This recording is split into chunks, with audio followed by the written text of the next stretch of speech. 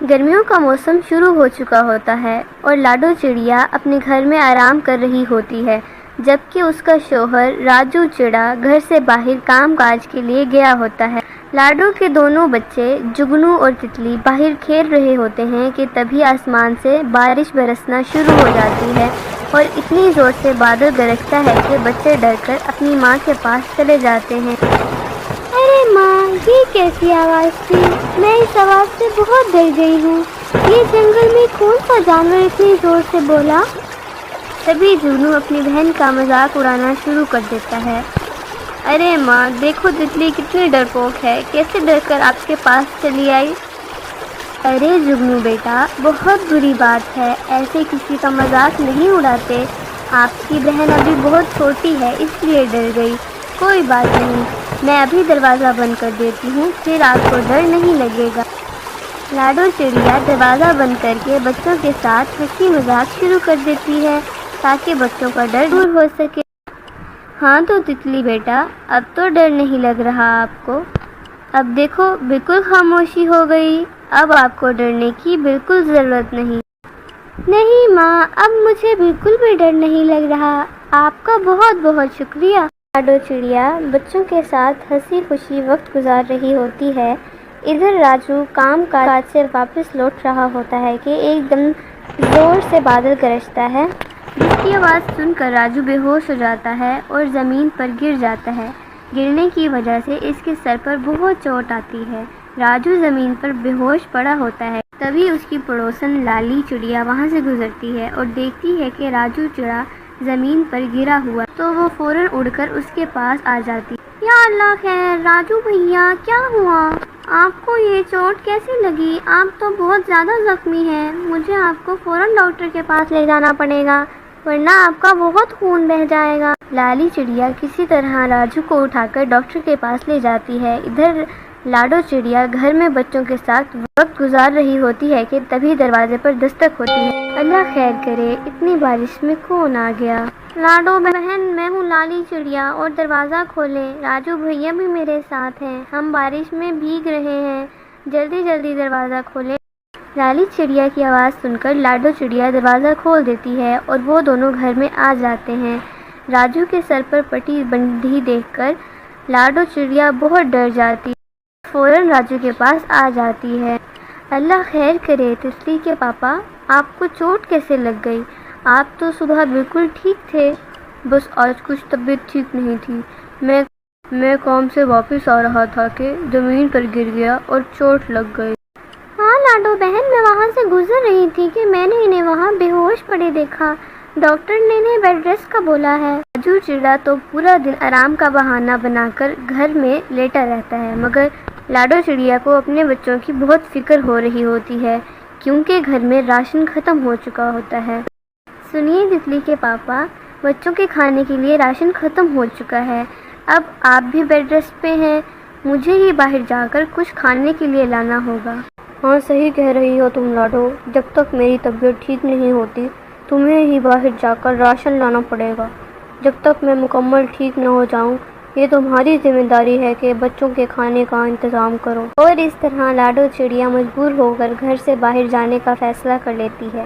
جگنو بیٹے، میں باہر سے کھانا لانے جا رہی ہوں، جب تک میں نہ آؤں اپنے گھر کا اور اپنی بہن کا خیال رکھنا اور دروازے کو اچھی طرح بند کر لو۔ لاڈو چڑیا اپنے بچے کے لیے راشن لانے کے لیے بہت محنت کرتی ہے اور جب وہ راشن لے کر واپس آ رہی ہوتی ہے کہ وہاں اس کا راستہ ایک چیل روک لیتی ہے۔ ارے چڑیا رانی، اتنی جلدی میں کہاں جا رہی ہو؟ آ ہی گئی ہو تو بیٹھ جاؤ، تھوڑی باتیں ہی کر لیتے ہیں۔ ارے چیل بھیا، میں تمہیں خود کو کھا لینے دیتی، مگر کیا کروں، میرے بچے کل سے بھوکے ہیں اور میں یہ راشن اپنے بچوں کے لیے لے کر جا رہی ہوں۔ ادھر چیل جب لاڈو چڑیا سے بات کر رہی ہوتی ہے تو لاڈو چڑیا موقع کا فائدہ اٹھا کر سامان اس کے سر میں دے مارتی ہے، جس کی وجہ سے چیل بے ہوش ہو جاتی ہے اور زمین پر گر جاتی ہے اور لاڈو چڑیا اپنی جان بچا کر بھاگنے میں کامیاب ہو جاتی ہے۔ ادھر چیل کو جب ہوش آتا ہے تو وہ اس سے بدلہ لینے کے لیے اس کے پیچھے چل پڑتی ہے۔ ارے چڑیا، تم نے میرے ساتھ اچھا نہیں کیا، اب تو دیکھ میں تیرے ساتھ کیا کرتا ہوں۔ اس طرح چیل چڑیا کا پیچھا کرنا شروع کر دیتی ہے لاڈو چڑیا بچوں کو کھانا لیے بغیر ہی واپس لوٹ جاتی ہے۔ تیز اڑنے کی وجہ سے اس کا سانس بہت بری طرح پھولا ہوا ہوتا ہے۔ ادھر اس کا بیٹا جگنو اپنی پوچھتا ہے، ماں کیا ہوا آپ کو؟ آپ ٹھیک تو ہیں؟ آپ کا سانس پھولا ہوا کیوں ہے؟ اتنے میں وہ چیل بھی اڑ کر ان کے گھر کے باہر آ جاتی ہے۔ لاڈو چڑیا یہ دیکھ کر بہت گھبرا جاتی ہے۔ میں ٹھیک ہوں جگنو بیٹے، بس تیز اڑنے کی وجہ سے سانس پھول گیا ہے۔ پورا دن گزر جاتا ہے اور شام ہو جاتی ہے، مگر چڑیا کے گھر کے باہر چیل بیٹھی رہتی ہے، جس کی وجہ سے لاڈو چڑیا بہت پریشان ہو جاتی ہے۔ یا اللہ میری مدد فرما، میرے بچے اتنے بھوکے ہیں، اب میں باہر جا کر ان کے لیے کھانا بھی نہیں لا سکتی۔ یہ چیل کب جائے گی؟ لگتا ہے مجھے کھانے کے بعد ہی جائے گی۔ اسی طرح سوچتے سوچتے لاڈو کو بھی نیند آ جاتی ہے اور وہ وہیں سو جاتی ہے۔ صبح ابھی لاڈو اور اس کے بچے سو ہی رہے ہوتے ہیں کہ دروازے پر دستک ہوتی ہے۔ ارے یہ چیل بھی ابھی تک نہیں گئی اور یہ دروازے پر کون آ گیا؟ ارے کون ہے دروازے پر صبح صبح؟ لاڈو بہن، میں ہوں کالو کوا۔ اور یوں چڑیا دروازہ کھول دیتی ہے اور کالو کوا گھر کے اندر آ جاتا ہے۔ لاڈو بہن، اب راجو بھیا کی طبیعت کیسی ہے؟ میں یہاں سے گزر رہا تھا تو میں نے سوچا راجو بھیا کی طبیعت ہی پوچھ لوں۔ کالو بھیا آپ کا بہت بہت شکریہ، آپ اس مشکل میں ہمارے گھر آئے۔ میں بہت پریشان ہوں۔ کالو بھیا پلیز میری مدد کیجیے۔ میں کل راشن لینے باہر گئی کہ تبھی چیل میرے پیچھے پڑ گئی اور یہ اسی وقت سے یہاں بیٹھی ہے۔ میں بہت مشکل میں ہوں، میرے بچے بہت بھوکے ہیں، میری مدد کریں۔ ایسی بات ہے، میں ابھی اس سے بات کرتا ہوں اور اگر اس نے میری بات نہ مانی تو میں اس کو طوطے مہاراج ہوں اور اس کو وہی بتائیں گے پھر۔ اس طرح کالو کوا اڑ کر چیل کے پاس چلا جاتا ہے تاکہ اس سے پوچھ سکے کہ وہ چڑیا کو کیوں تنگ کر رہا ہے۔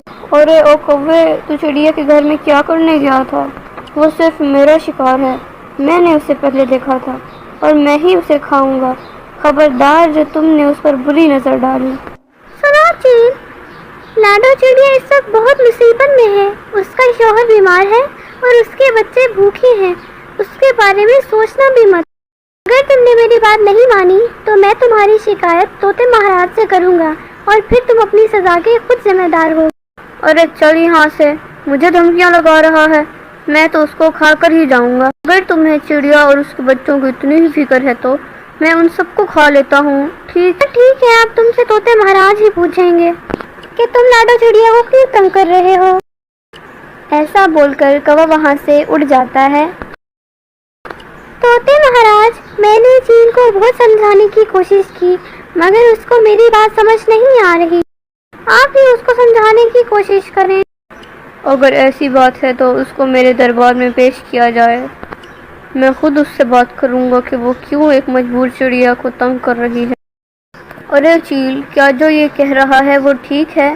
کیا تم ہمارے بنائے ہوئے قانون کو بھول گئی کہ کوئی پرندہ اگر لاچار ہو تو دوسرا پرندہ اس کا شکار نہیں کر سکتا؟ تو نے یہ جانتے ہوئے بھی کہ اس کا شوہر بیمار ہے اور اس کے بچے بھوکے ہیں اسے کھانے کی کوشش کی۔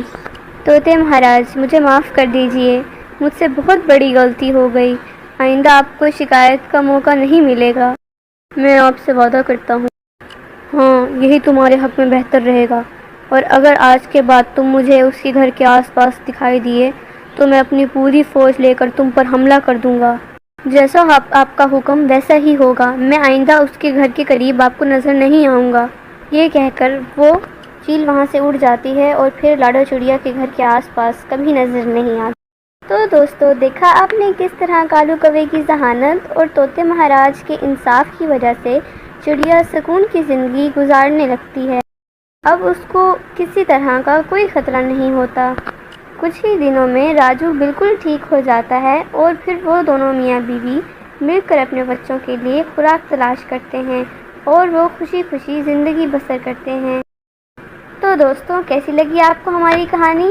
اگر آپ کو ہماری کہانی اچھی لگی تو ویڈیو کو لائک اور شیئر کریں اور ساتھ ہی سبسکرائب کے بٹن کو دبانا مت بھولیے گا۔